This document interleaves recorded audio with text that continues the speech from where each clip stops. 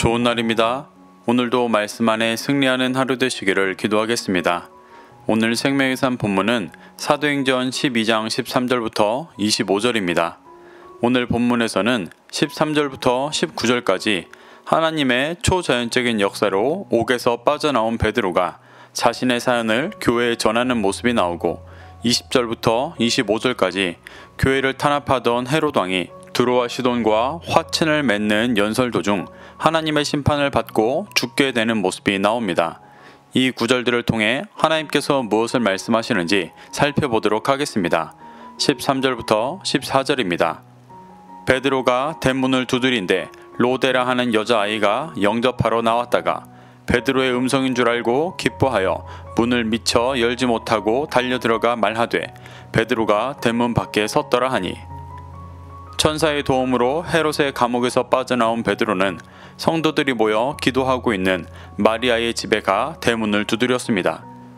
헤롯의 박해가 극심해져 자신도 잡혀갈 수 있는 상황이었기 때문에 아마 기도 중에 있던 성도들은 누군가 문을 두드리는 소리에 긴장했을 것입니다. 대문을 두드리는 소리에 로데라는 여자아이가 영접하러 나갔습니다. 영접하다의 원어는 영접하다라는 뜻이라기보다 듣다라는 뜻입니다. 로데는 모두가 긴장하고 있는 상황에서 누구의 소리인지 듣기 위해 나아온 것입니다. 그런데 그 아이는 베드로의 음성을 알아듣고 너무 기뻐 문도 열지 못한 채 달려들어가 성도들에게 베드로가 대문 밖에 왔다고 말합니다.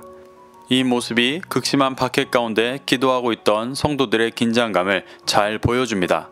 15절부터 16절입니다.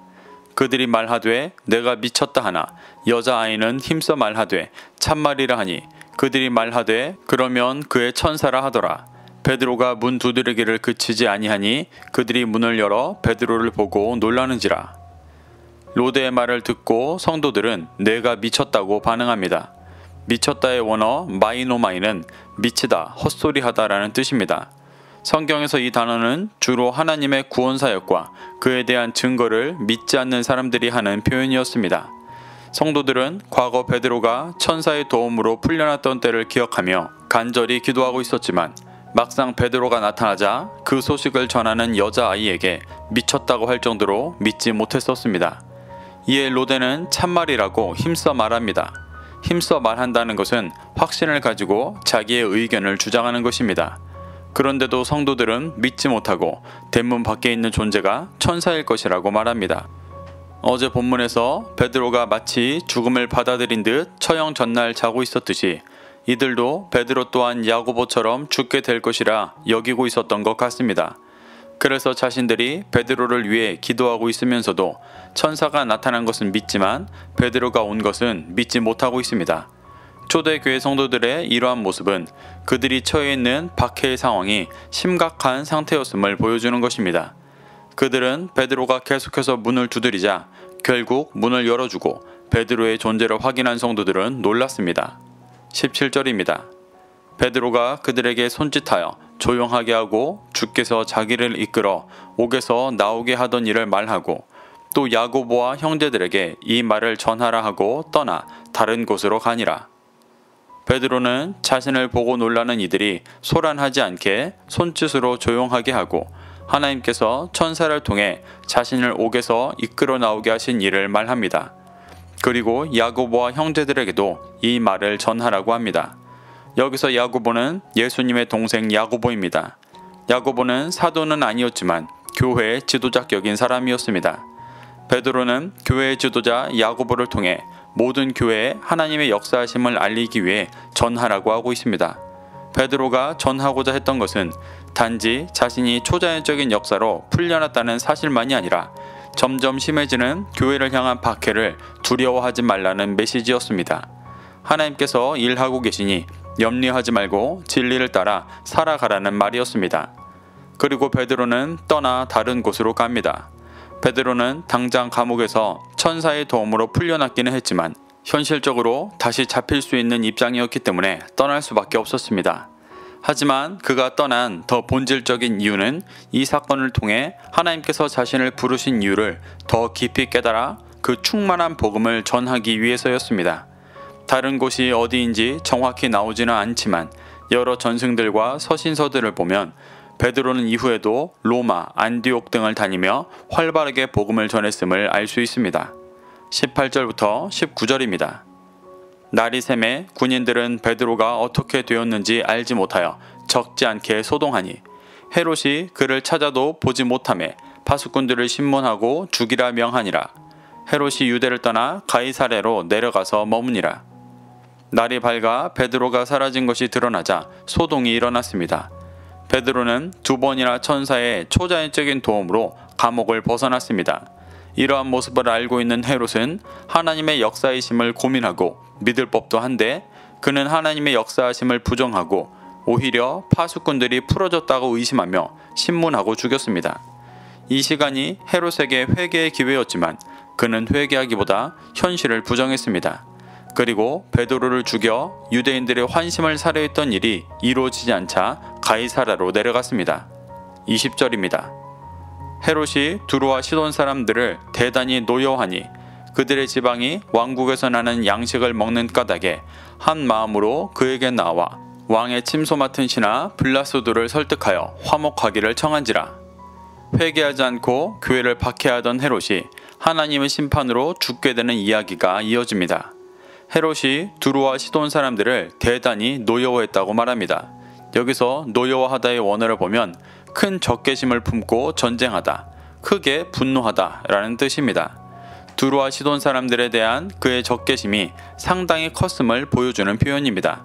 헤롯이 왜 그들에게 그토록 적개심을 보이고 있는지 이유가 기록되어 있지는 않지만 아마 해안 도시였던 두로와 시돈과 무역으로 인한 문제가 있었던 것으로 추측됩니다. 자신의 유익에 해가 되니 큰 적개심을 품고 있는 것입니다. 해안 도시였던 두로와 시돈은 유대 지역에서 나는 양식을 주로 먹었는데 헤롯이 적개심을 보이며 그들에게 왕국에서 나는 양식을 수출하지 않아 그들이 곤경에 빠졌던 것으로 보입니다. 상황이 어렵게 된 두로와 시돈은 한 마음으로 헤롯에게 나와 왕의 침소 맡은 자를 통해 설득하고 화목하기를 청했습니다. 21절부터 23절입니다. 헤롯이 나를 택하여 왕복을 입고 단상에 앉아 백성에게 연설하니 백성들이 크게 부르되 이것은 신의 소리요 사람의 소리가 아니라 하거늘 헤롯이 영광을 하나님께로 돌리지 아니하므로 주의 사자가 곧 친히 벌레에게 먹혀 죽으니라.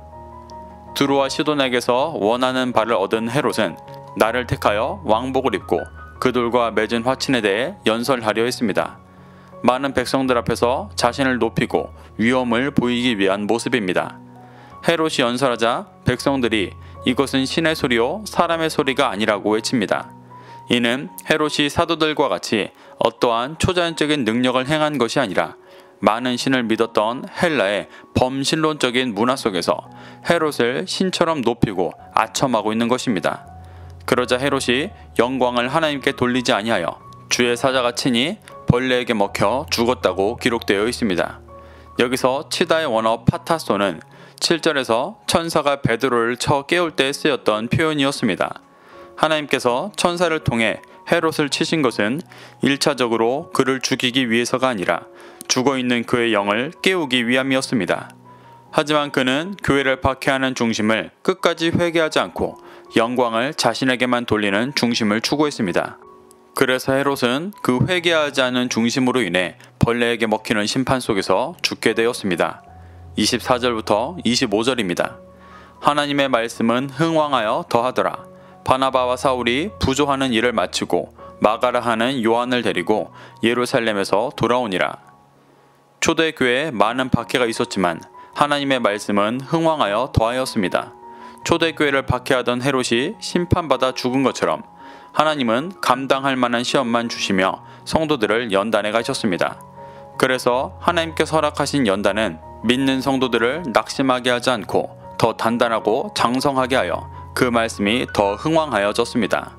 바나바와 사울은 안디옥 교회의 헌금을 예루살렘 교회에 부조하는 일을 마치고 마가라 하는 요한을 데리고 다시 안디옥으로 돌아갔다고 나옵니다. 이는 시간적으로 헤롯이 죽은 일에서 약 2년 후의 일이었습니다. 12장의 내용을 정리하는 구절이라기보다 13장부터 기록되는 바울을 통한 이방인 선교의 시작을 알리는 구절입니다. 사랑하는 성도 여러분, 초대교회에 하나님의 도우심을 구하며 기도하면서도 그 기도가 이루어질 것을 소망할 수 없을 정도로 심한 박해가 있었습니다. 하지만 하나님께서는 그들이 감당할 수 있는 시험만 주시며 박해하는 이들을 심판하시고 교회가 더 장성하고 흥왕하게 하셨습니다. 하나님은 오늘날도 이 일을 행하고 계십니다. 우리 안에 구원의 길을 갈 수 없는 것 같은 수없이 많은 이유가 우리를 박해하지만 하나님은 결국 우리가 감당할 수 있는 시험만 주시며 우리를 더 장성케 되는 길로 인도하고 계십니다. 이것을 믿고 소망하며 구원을 이루는 삶에 동참하여 참된 구원의 기쁨과 평안을 누리게 되시기를 축복합니다. 오늘도 이 말씀을 심령에 새겨 승리하는 하루 되시기를 기도하겠습니다.